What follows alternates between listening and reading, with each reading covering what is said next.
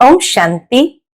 आज 25 सितंबर 2024 के बाबा के अनमोल मधुर महावाक्य सुनेंगे।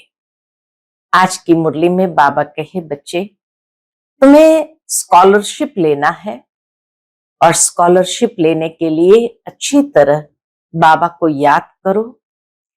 एक बाप के सिवाय और कोई भी याद न आए।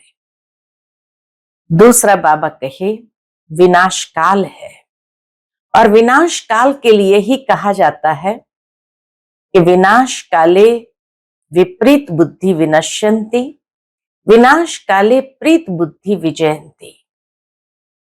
तो बाबा कहे, तुम बच्चों को इस विनाश काल में प्रीत बुद्धि बनना है। साथ ही साथ बाबा कहे, जिस तरह शंकराचार्य का दुनिया के अंदर बहुत बड़ा भपका रहता है, यहां शिवाचार्य हमें पढ़ा रहे हैं। शिवाचार्य का कोई भी भपका नहीं। कितना निरअहंकारी बन ओबीडियंट सर्वेंट बनते हैं, हम बच्चों की सेवा करते हैं। ऐसे बाबा कहे, तुम बच्चों को भी बाप समान निरअहंकारी बनना है। तो सुनते हैं आज के बाबा के अनमोल मधुर महावाक्य। ओम शांति। मीठे बच्चे, बेहद की स्कॉलरशिप लेनी है तो अभ्यास करो। कौन सा अभ्यास करना है? एक बाप के सिवाय और कोई भी याद न आए। आज की मुरली से प्रश्न है, बाप का बनने के बाद भी यदि खुशी नहीं रहती है तो उसका कारण क्या है? उत्तर, पहला कारण बाबा ने बताया, बुद्धि में पूरा ज्ञान नहीं रहता, इसीलिए खुशी गायब हो जाती है। दूसरा कारण बाबा ने बताया, बाप को यथार्थ रीति याद नहीं करते। याद न करने के कारण माया धोखा देती है, इसलिए खुशी नहीं रहती। तुम बच्चों की बुद्धि में नशा रहे। बाप हमें विश्व का मालिक बनाते हैं तो सदा उल्लास और खुशी रहे। बाप का जो वर्षा है, पवित्रता, सुख और शांति, इसमें फुल बनो तो खुशी रहेगी। पवित्रता, सुख, शांति में फुल बनो तो खुशी रहेगी। ओम शांति। ओम शांति का अर्थ तो बच्चों को अच्छी रीति मालूम है। मैं आत्मा, यह मेरा शरीर, यह अच्छी रीति याद करो। भगवान माना आत्माओं का बाप हमको पढ़ाते हैं। भगवान माना आत्माओं का बाप, वह हमको पढ़ाते हैं। ऐसे कभी सुना? पूछते बाबा, ऐसे कभी सुना? वह तो समझते हैं श्री कृष्ण पढ़ाते हैं, परंतु उनका तो नाम रूप है ना। यह तो पढ़ाने वाला है निराकार बाप। आत्मा सुनती है और परमात्मा सुनाते हैं। यह नई बात है ना। विनाश तो होने का ही है ना। एक है विनाश काले विपरीत बुद्धि, दूसरे है विनाश काले प्रीत बुद्धि। आगे तुम भी कहते थे ईश्वर सर्वव्यापी है, पत्थर बित्तर में है। इन सब बातों को अच्छी रीति समझना है। यह तो समझाया है, आत्मा अविनाशी है, शरीर विनाशी है। आत्मा कभी घटती बढ़ती नहीं है। वह है इतनी छोटी आत्मा। इतनी छोटी आत्मा ही 84 जन्म लेकर सारा पाठ बजाती है। आत्मा शरीर को चलाती है। ऊंचते ऊंच बाप पढ़ाते हैं तो जरूर मर्तबा भी उच्च मिलेगा। आत्मा ही पढ़कर मर्तबा पाती है। आत्मा कोई देखी नहीं जाती है। बाबा हम बच्चों को आत्मा का पाठ कितना पक्का कराते हैं। आत्मा कोई देखी नहीं जाती। बहुत कोशिश करते हैं कि देखे आत्मा कैसे आती है। कहां से निकलती है, परंतु मालूम नहीं पड़ता है। उस समय एक प्रयोग किया गया था कि एक व्यक्ति अंतिम समय में था, तो उसको एक कांच की पेटी में रखा गया ताकि आत्मा जब निकले तो लोग उसको देख सके। परंतु आत्मा जब निकली तो उस कांच की पेटी को भी तोड़कर चली गई, लेकिन किसी को भी मालूम नहीं पड़ा कहां से आत्मा निकली और कैसे चली गई। तब से कहते हैं आत्मा एक शक्ति है। तो बाबा कहे मालूम नहीं पड़ता है, करके कोई देखे भी तो भी समझ नहीं सकेंगे। यह तो तुम समझते हो, आत्मा ही शरीर में निवास करती है। आत्मा अलग है, जीव अलग है। आत्मा छोटी बड़ी नहीं होती है, जीव छोटे से बड़ा होता है। आत्मा ही पतित और पावन बनती है। आत्मा ही बाप को बुलाती है। क्या बुलाती है? हे पतित आत्माओं को पावन बनाने वाले बाबा आओ। यह भी समझाया है। सभी आत्माएं हैं ब्राइड्स, सीताएं, और वह है राम। शिव बाबा है राम, हम सभी आत्माएं हैं सीताएं। ब्राइड ग्रूम एक है, दूल्हा बाबा कहे एक है। वो लोग फिर सभी को ब्राइड ग्रूम कह देते हैं। ईश्वर सर्वव्यापी हो तो सभी ब्राइड ग्रूम हो गए हैं। अब ब्राइड ग्रूम सब में प्रवेश करे, ये तो हो नहीं सकता। यह बुद्धि में उल्टा ज्ञान होने के कारण ही नीचे गिरते आए हैं, क्योंकि बहुत ग्लानि करते, पाप करते, डिफेम करते हैं। बाप की बहुत भारी निंदा की है। बच्चे कभी बाप की ग्लानि करेंगे क्या? परंतु आजकल बिगड़ते हैं तो बाप को भी गाली देने लगते हैं। यह तो है बेहद का बाप। आत्मा ही बेहद के बाप की ग्लानि करती है। क्या ग्लानि करती है? बाबा आप कच्छ मच्छ अवतार हो। श्री कृष्ण की भी ग्लानि की है। रानियों को भगाया, यह किया, मक्खन चुराया। अब माखन आदि चुराने की उनको क्या दरकार पड़ी? कितने तमो प्रधान बुद्धि बन पड़े हैं। बाप कहते हैं मैं आकर तुमको पावन बनाने की बहुत सहज युक्ति बताता हूं। बाप ही पतित पावन सर्वशक्तिमान अथॉरिटी है। जैसे साधु संत आदि जो भी है उनको शास्त्र की अथॉरिटी कहते हैं। शंकराचार्य को भी वेदों शास्त्रों आदि की अथॉरिटी कहेंगे। उनका कितना भपका होता है। बाबा कहे शंकराचार्य आदि का कितना भपका होता है। शिवाचार्य का तो कोई भपका नहीं, इनके साथ कोई पलटन नहीं। यह तो बैठ सभी वेदों शास्त्रों का सार सुनाते हैं। अगर शिव बाबा भपका दिखाए तो पहले इनका यानी ब्रह्मा का भी भपका चाहिए। बाबा तो कितना साधारण है। ब्रह्मा बाबा तो बाबा कहे इनका भपका ही नहीं है तो शिव बाबा क्या भपका करेंगे। अगर शिव बाबा भपका दिखाए तो पहले इनका यानी ब्रह्मा का भी भपका चाहिए, परंतु नहीं। बाप कहते हैं मैं तो तुम बच्चों का सर्वेंट हूं। बाप इनमें प्रवेश कर बच्चों को समझाते हैं कि बच्चे तुम पतित बने हो, तुम पावन बन फिर 84 जन्मों के बाद पतित बन गए हो। इनकी ही हिस्ट्री ज्योग्राफी फिर से रिपीट होगी। इन्होंने ही 84 जन्म भोगे हैं, फिर उन्हें ही सतो प्रधान बनने की युक्ति बताते हैं। बाप ही सर्वशक्तिमान है। ब्रह्मा द्वारा सभी वेदों शास्त्रों का सार समझाते हैं। चित्रों में ब्रह्मा को शास्त्र दिखाते हैं। बाबा कहे जो भक्ति मार्ग के चित्र है उसमें ब्रह्मा के हाथ में सारे शास्त्र दिखाते हैं, परंतु वास्तव में शास्त्रों आदि की बात है नहीं।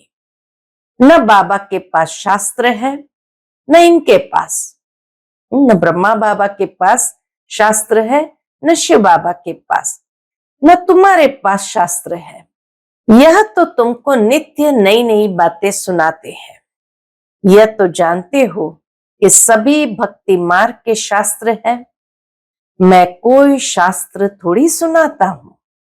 बाबा कहे मैं कोई शास्त्र थोड़ी सुनाता हूं, मैं तो तुमको मुख से सुनाता हूं। तुमको राजयोग सिखाता हूं, जिसका फिर भक्ति मार्ग में नाम गीता रख दिया है। मेरे पास व तुम्हारे पास कोई गीता आदि है क्या? ये तो पढ़ाई है। पढ़ाई में अध्याय श्लोक आदि थोड़ी होते हैं।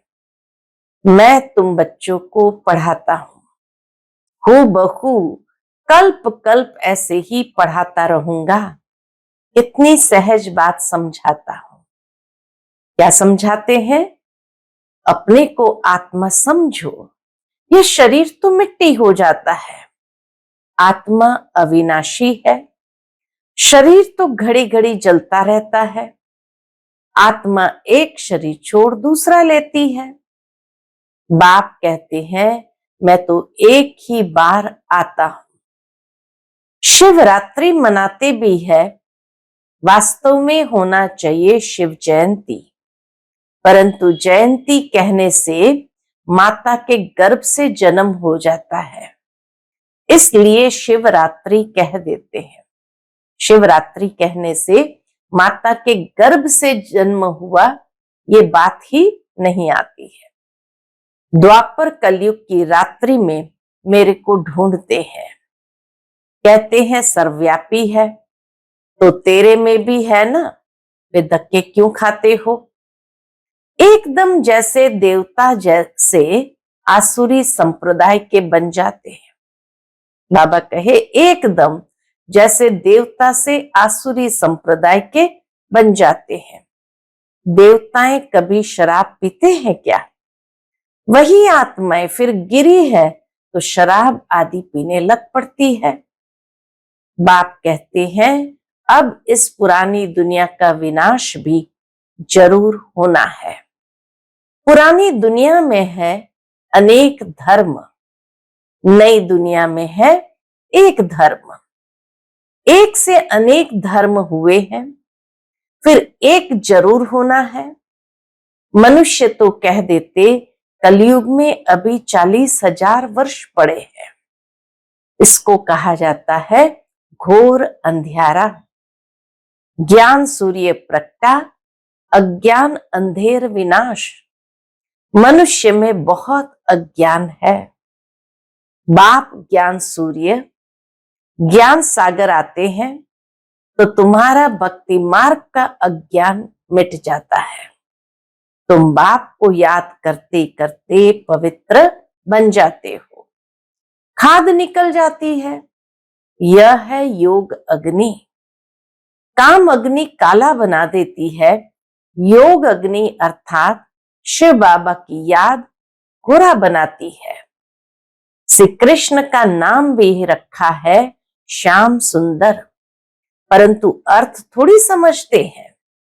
बाप आकर अर्थ समझाते हैं कि श्याम सुंदर का क्या अर्थ है। पहले पहले सतयुग में कितने सुंदर है। आत्मा पवित्र सुंदर है तो शरीर भी पवित्र सुंदर लेती है। वहां कितना धन दौलत सब कुछ नया होता है। नई धरनी फिर पुरानी होती है। अब इस पुरानी दुनिया का विनाश जरूर होना है। खूब तैयारियां हो रही है। इसके विनाश की भी बाबा के खूब तैयारियां हो रही है। भारतवासी इतना नहीं समझते हैं जितना वह समझते हैं कि हम अपने कुल का विनाश कर रहे हैं। कोई प्रेरक है, साइंटिस्ट लोग समझते कोई प्रेरक है। साइंस द्वारा हम अपना ही विनाश लाते हैं। यह भी समझते हैं क्राइस्ट से 3000 वर्ष पहले पैराडाइज था, इन गॉड गॉडेस का राज्य था, भारत ही प्राचीन था, इस राजयोग से लक्ष्मी नारायण ऐसे बने थे। वह राजयोग फिर बाप ही सिखला सकते हैं, सन्यासी सिखला न सके। आजकल कितनी ठगी लगी पड़ी है।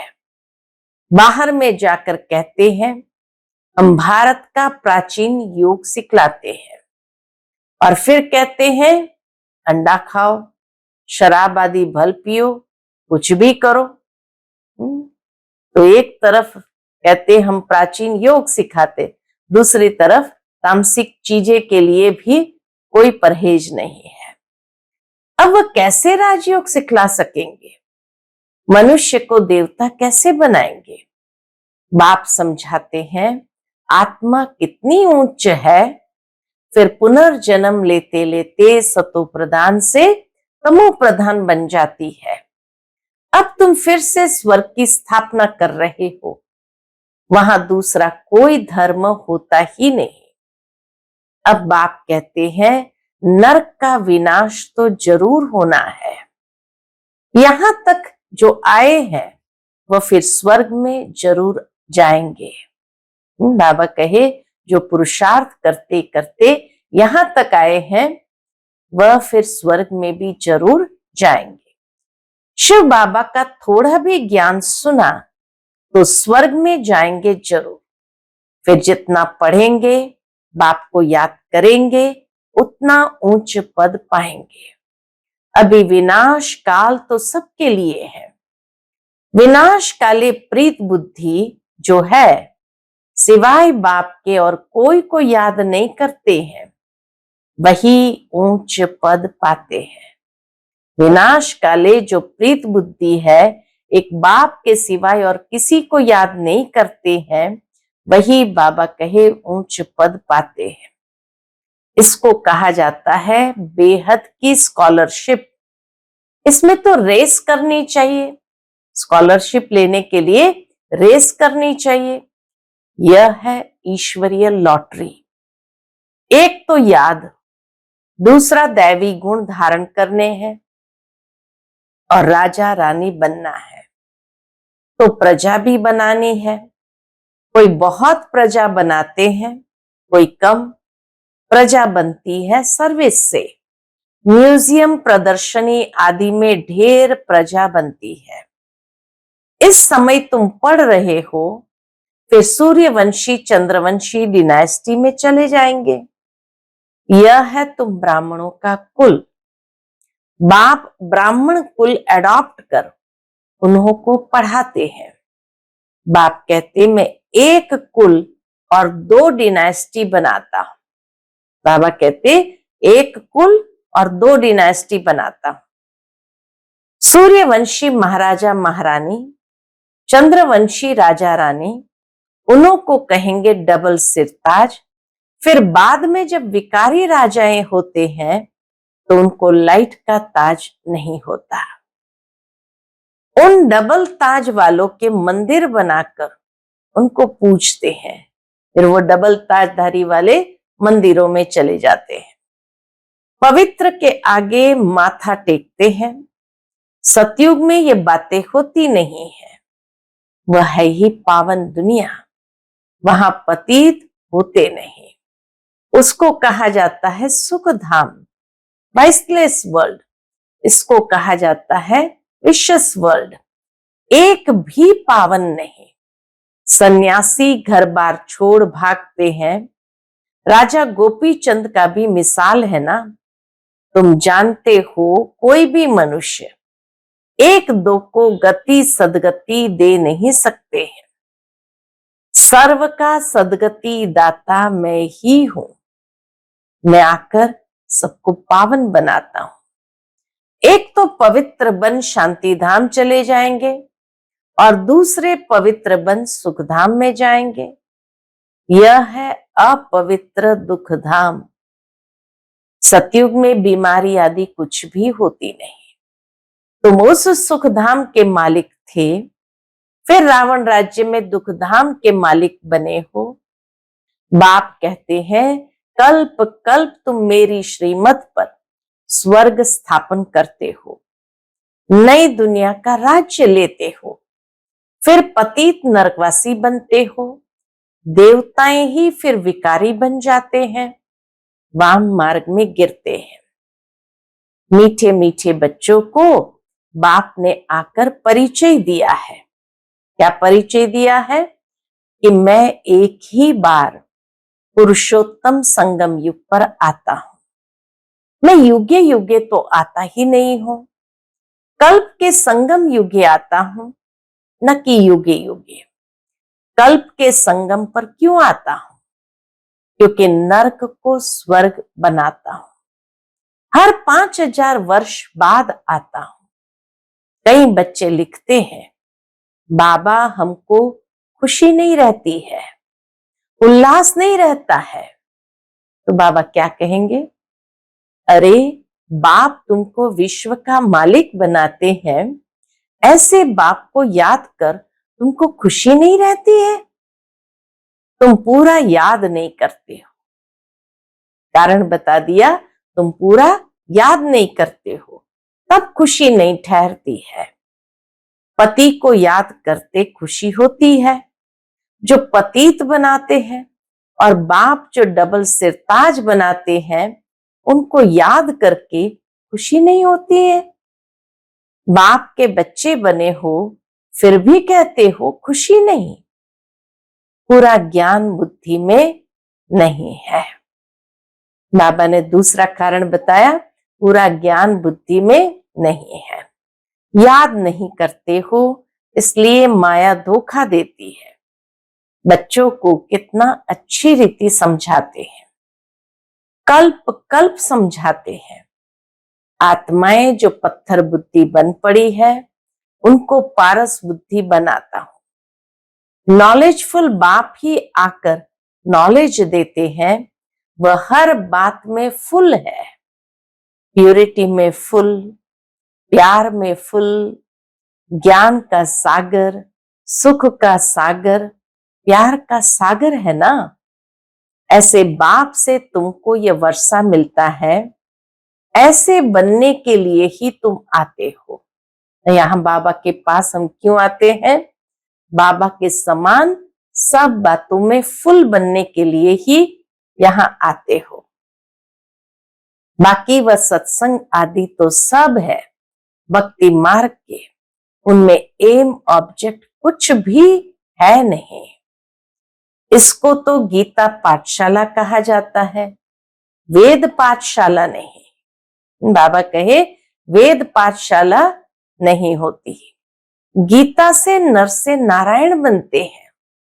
जरूर बाप ही बनाएंगे ना, मनुष्य मनुष्य को देवता बना न सके। बाप बार बार बच्चों को समझाते हैं। क्या समझाते हैं? बच्चे अपने को आत्मा समझो, तुम कोई देह थोड़ी हो। आत्मा कहती है मैं एक देह छोड़ दूसरी लेती हूं। ये आत्मा कहती है मैं एक देह छोड़ दूसरी लेती हूं। अच्छा, मीठे मीठे सिक्की लदे बच्चों प्रति माता पिता बाप दादा का याद प्यार और गुड मॉर्निंग। रूहानी बाप की रूहानी बच्चों को नमस्ते। हम सब रूहानी बच्चों की रूहानी माता पिता बाप दादा को याद प्यार, गुड मॉर्निंग और नमस्ते नमस्ते। शुक्रिया बाबा, शुक्रिया।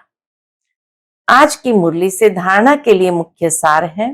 पहली पॉइंट, जैसे शिव बाबा का कोई भक्का नहीं, सर्वेंट बन बच्चों को पढ़ाने के लिए आए हैं, ऐसे बाप समान अथॉरिटी होते हुए भी निरअहंकारी रहना है। पावन बनकर पावन बनाने की सेवा करनी है। दूसरी पॉइंट, विनाश काल के समय ईश्वरीय लॉटरी लेने के लिए प्रीत बुद्धि बन याद में रहने व दैवी गुणों को धारण करने की रेस करनी है। आज का बाप दादा का मधुर वरदान हम बच्चों के प्रति है, शुद्ध संकल्पों के घेराव द्वारा सेफ्टी का अनुभव करने और कराने वाले शक्तिशाली आत्मा भव। शुद्ध संकल्पों के घेराव द्वारा सेफ्टी का अनुभव करने और कराने वाले शक्तिशाली आत्मा भव। शक्तिशाली आत्मा वह है जो दृढ़ता की शक्ति द्वारा सेकंड से भी कम समय में व्यर्थ को समाप्त कर दे। शुद्ध संकल्प की शक्ति को पहचानो। एक शुद्ध व शक्तिशाली संकल्प बहुत कमाल कर सकता है। सिर्फ कोई भी दृढ़ संकल्प करो तो दृढ़ता सफलता को लाएगी। दृढ़ता सफलता को लाएगी।